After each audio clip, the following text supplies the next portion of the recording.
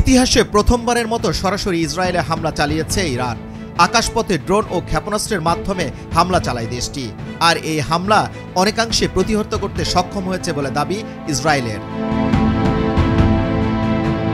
বার্তা সংস্থা AFP 15 April এই তথ্য জানিয়েছে। হামলার সময় ইরান ও ইয়েমেনে 86টি ড্রোন, অন্তত 6টি ব্যালিস্টিক ক্ষেপণাস্ত্র ধ্বংস করে দিয়েছে মার্কিন বাহিনী।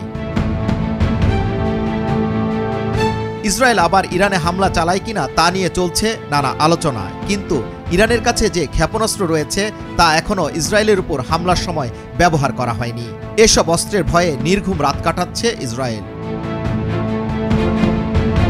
মূলত 1 এপ্রিল সিরিয়া ইরানের কনসুলেটে হামলা চালায় ইসরায়েল। যে কোনো কূটনৈতিক স্থাপনা হামলা হলে তার জবাব আন্তর্জাতিক আইনে সম্পূর্ণ বৈধ। সে কারণে ইরানের শীর্ষ কর্মকর্তারা ইসরায়েলকে কঠোর ও অনুশোচনামূলক জবাব দেওয়ার প্রত্যয় জানিয়েছেন। মার্কিন প্রতিরক্ষা মন্ত্রণালয়ের এক প্রতিবেদনে ইরানের ক্ষেপণাস্ত্র ভাণ্ডারকে মধ্যপ্রাচ্যের সবচেয়ে বড় ক্ষেপণাস্ত্র শক্তি বলে উল্লেখ করেছে। ইরানের এই ক্ষেপণাস্ত্র বহরে রয়েছে নানান ধরনের বহু ক্ষেপণাস্ত্র, যা নতুন আতঙ্কের নাম।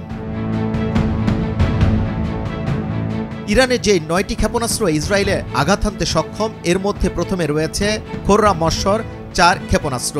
13 কিলোমিটার দৈর্ঘ্য খাইবার প্রায় 2000 কিলোমিটার লক্ষ্যবস্তুতে আঘাত হানতে সক্ষম। প্রায় 11 কিলোমিটার দৈর্ঘ্যে হাজি কাশিম ক্ষেপণাস্ত্র 1400 কিলোমিটার লক্ষ্যবস্তুতে আঘাত আনতে পারে। এছাড়া 5000 কিলোমিটারের বেশি গতিতে খাইবার শেকুন ক্ষেপণাস্ত্র 1400 কিলোমিটার লক্ষ্যবস্তুতে আঘাত হানতে প্রস্তুত। 90 দশকে সেজ্জিল ক্ষেপণাস্ত্র নিয়ে গবেষণা শুরু করে ইরান। এর দৈর্ঘ্য 18 মিটার, এর ওজন 23,600 কেজি আর 2000 কিলোমিটার পর্যন্ত ছুটতে পারে। বহন করতে পারে 700 কেজি বিস্ফোরক। ইরানের অস্ত্রশালায় রয়েছে এমাদ ক্ষেপণাস্ত্র। 1700 কিলোমিটার দূরে লক্ষ্যবস্তুতে গিয়ে আঘাত হানতে পারে এটি। বহন করতে পারে 750 কেজি বিস্ফোরক।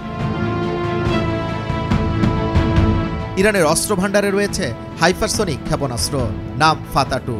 এর ইঞ্জিন চলে তরল জ্বালানিতে। এটি বিশেষত্ব রাডারে ধরা পড়ার আগে আঘাত হানতে পারে এটি।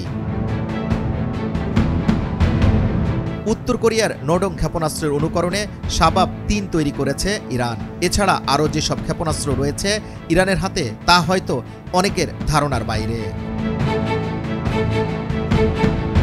যুবরাজ ফয়সাল, নিউজ ডেস্ক, ভোরের কাগজ।